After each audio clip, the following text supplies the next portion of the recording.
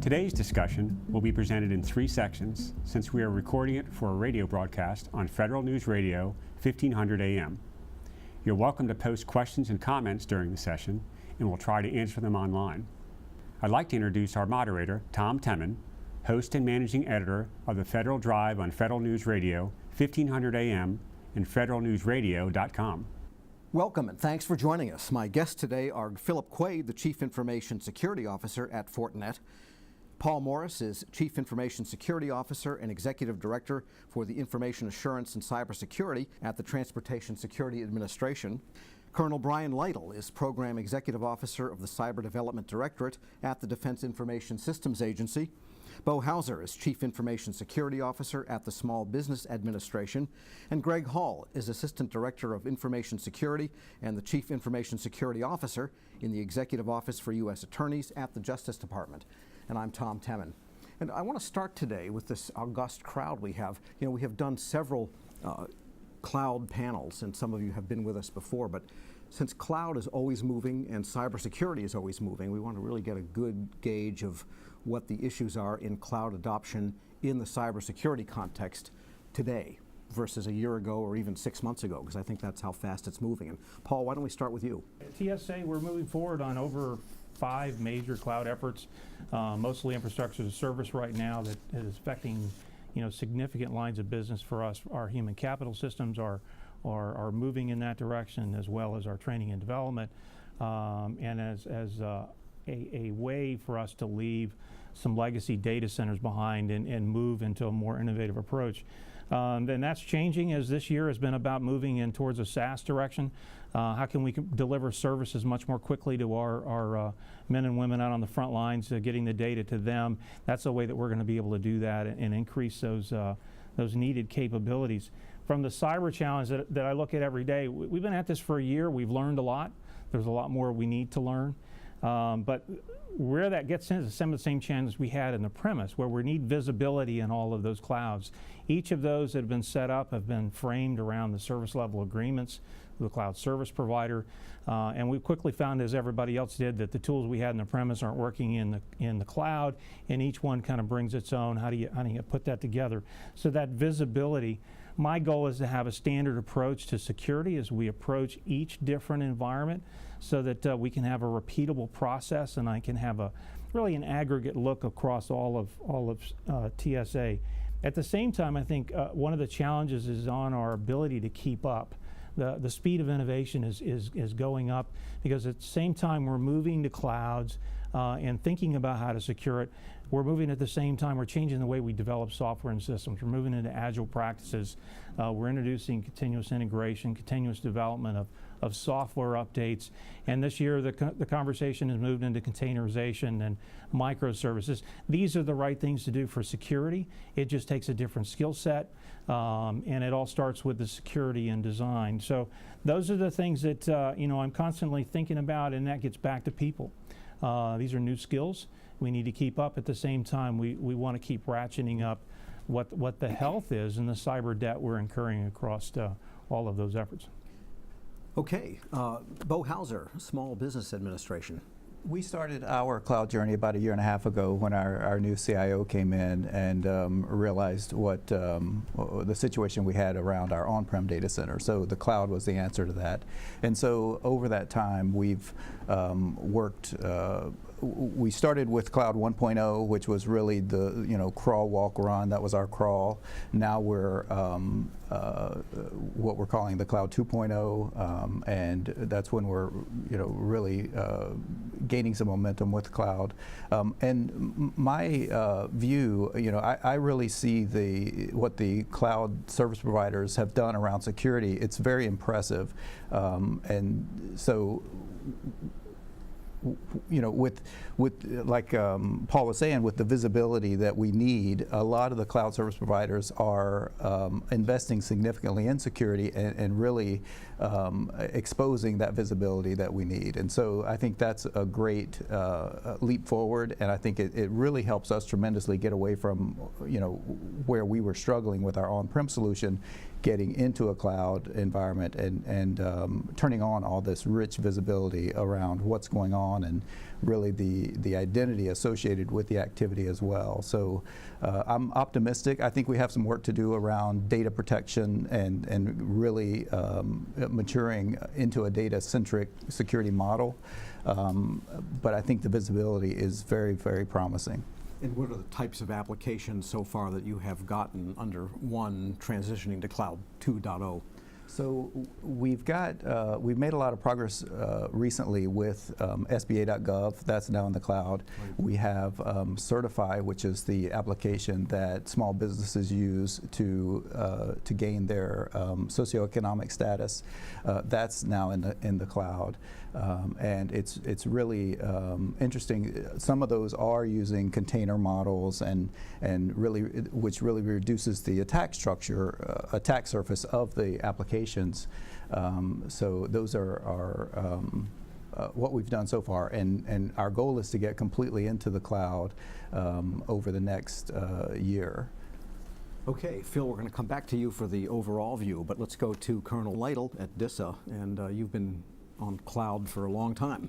Yes, sir. So DISA kind of occupies a unique role within the Defense Department. Not only are we the authorizing official for cloud, but we also provide the MilCloud capability or hosting facility on behalf of the rest of the Department of Defense, as well as hosting some of our own internal applications, either within data centers or with cloud. So right now we're in a hybrid environment, and some of our lessons learned in terms of migrating from a data center where we actually own the applications and the workforce to a cloud environment where we are dependent upon a vendor to provide those security controls has been very good and educational. It's helped us rethink the security boundaries as well as some of those fine-grained access controls that you have for specific applications or for the administrators. And so having our software engineers team directly with the security team and understanding what controls and capabilities are available from each vendor has been very beneficial, as well as understanding what the perimeter boundaries are, identity boundaries, et cetera, that go back into our overall security effort and help secure our applications. MilCloud is up and operational now. They're accepting customers. We have a few of the more collaborative type capabilities that have moved into that and has been successful so far. So pretty happy with the results that we're seeing. Anticipate that more of those things will move, at least from DISA applications as we look at as our own enterprise, but also for us enabling others to move into some of the other cloud service providers as well. Yeah, that idea of security boundaries, is it really the big shift, I think, in cybersecurity, one of the big shifts in cybersecurity versus your old network where everything was in your perimeter or your firewall? Yes, so I think perimeter security is always going to be important, but it's simply part of a layered defense to where in years past, perhaps even at the start of the internet, where you had physical protections at the perimeter in place, to where now everyone has access to it. You're really at the edge user. The individual identity has become one of the more preeminent cyber protection policies and a focus on the architecture. Sure. Okay, and we'll come back to that maybe in some more detail. And Greg, at Justice, you have people going after cyber bad guys on one end of the building, and you're protecting the data on the other end. That's right, Tom. It's a mixed bag. There's a lot of transition happening within the department to include consolidation of data center facilities. So we're going from really 54 facilities down to 3, and those are effectively what's called core enterprise facilities. At the same time, we're also looking at cloud first and adopting cloud services. We have footprints in both AWS and Azure. We started about roughly 2+ years ago. A lot of the models that we're seeing today are primarily software as a service. We're effectively inheriting infrastructure from those cloud service providers. Most of those applications are e-litigation applications that allow us to do our Brady Giglio obligations and to work with outside counsel and to share discovery data. Things like relativity, Vineo, those types of, again, e-litigation applications, collaboration applications allow us to... That's critical to the main mission of absolutely. Of the attorneys. And you can imagine the sensitivity of that information, too, and ensuring that it's protected. So we're very interested in security services that are available. I think today it's also, I think a lot of organizations are trying to determine what that mix is going to be in terms of cloud service provider, third-party provider, and on-premise. And I think it's going to vary across the board. I think it really depends on the data, the mission criticality, the type of business processes you have, and it's just going to vary. And I think that's the challenge today, is figuring out what that mixed bag is going to be. In terms of security services, I think, again, it's going to be a mixed bag, and looking at those different types of models. I know today we're looking at trying to extend some of the software that we have today into the cloud environment and provide that service hosted ourselves. At the same time, we're looking at specific AWS services that we could leverage. Particularly things like auditing, right? CloudTrail, CloudWatch, those kinds of services that I think are available, that are FedRAMP certified and are easy to integrate and provide that transparency that we were talking about. So in terms of understanding what's happening in that environment, today we're collecting endpoint telemetry, and I think there are different types of applications that provide us that information, whether it's from the cloud service provider or us extending that capability into that environment. And I think that really helps us understand what our risk posture is. As we're deploying services out there, standing up virtual machines, we can get a sense of what those configurations are, what some of the vulnerabilities and weaknesses might be, and effectively manage our risk.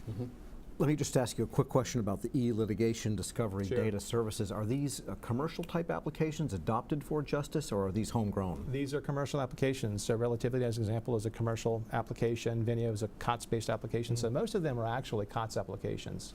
Yeah, because the legal software industry is really big and varied. Absolutely. You probably don't need to roll your own. So that must make it easier to go cloud than if you develop something in justice in 1967 in COBOL. Exactly. I think most of us would agree GOTS is very hard to maintain, right? And I think all it takes is the primary developer to leave your organization, and then all that knowledge capital walks out the door, and then you're in a very difficult situation with GOTS software. So I think COTS is really attractive to folks today. I think it scales, it's supportable, it's easily integrated into the commercial cloud environments, and that's what we're going with.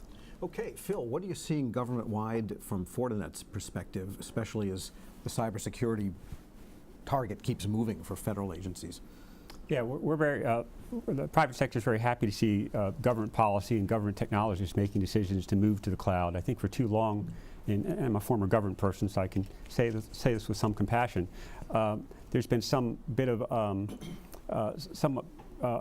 paralysis where people thought they had to make a false choice between going cloud or no cloud. And of course, what everyone realizes now, that hybrid cloud is the way to go. There's some data that you're always going to want to keep in your own data center, and there's other data where it makes plenty of sense to move that data or utility computing to the cloud. So companies like Fortinet or Bisley trying to make sure that as companies move some, but not all their, organizations move some, but not all their stuff to the cloud, they're not trading off the complexity of managing their own data centers for the complexity of managing things in a hybrid environment. That is, you should move to the cloud for reasons like agility, resiliency, maybe some cost efficiency. That's to be told. But you certainly don't want to do so at the increase of complexity. So private sector folks are busily making sure that you can develop hybrid cloud solutions so that you can configure your systems identically, whether it's a physical appliance in your own data center or a virtual appliance in the cloud. Yeah, so this idea of complexity too, I think there's even a sub-tribe of complexity within the cybersecurity and security monitoring suite that agencies have. And you always hear that complaint, I've got so many tools and none of it works in the cloud, and Einstein is not a cloud thing yet, and CDM is not really oriented toward cloud, and all of these issues. You see people struggling with that one also? You do, and to be fair to the government, that's not unique to the government, right? So the past 10, 15 years ago, there's been a rush of innovative point solutions, right? And we've all tried to embrace them. But the problem with point solutions is that they are independently operated. So not only does that create a complexity problem, but you don't have those innovative solutions working together as a team. So fundamentally, if you're going to do offense as a team, what our adversaries are doing, you need to be able to do defense as a team as well. So you want to get all these different innovative products working together so you can defend at the time and place of your choosing rather than the adversary's choice of your weaknesses. And a couple of people mentioned containerization, and we hear this a lot as a way of encapsulating things. I guess that's kind of like the next step beyond virtualization is containerization, which I think is a superset of virtualization. And what about all of the management and monitoring and security tools? Do those go into the container? How does that all work from an architectural and just from a functional standpoint? Bo? It's different. And recently we were trying to figure out how to integrate some of the containers into the enterprise logging strategy. And it's not as simple as just putting an agent on the container. I think what we have to do is really look at what the cloud service providers are offering in regards to the tools and applets and so forth that operate at a container layer, and figure out how to leverage those into the bigger picture. One of the things that we've noticed in our cloud transition is that the cloud service providers are doing a lot of work to achieve this integration with their services, especially those cloud service providers that also own the operating systems that we're used to using, right? And stretching those into the cloud. We've seen where us using the cloud tools, also we can also leverage those for monitoring our on-prem assets as well, and it really creates an integrated dashboard and an integrated view of those tools. So, yeah, just to clarify, the tools available from the providers in their clouds work backwards to something that might be on premise. Yeah, a lot of times they But do. not the other way, especially necessarily. when you have the operating system to integrate with. Right, for those vendors that also publish operating systems that are widely used in the federal government. Right. All right, we're going to continue with that point. Right now, we're going to take a short break. This panel discussion is Moving to the Cloud with a Secure Cyber Foundation, sponsored by Fortinet, here on Federal News Radio 1500 AM and federalnewsradio.com.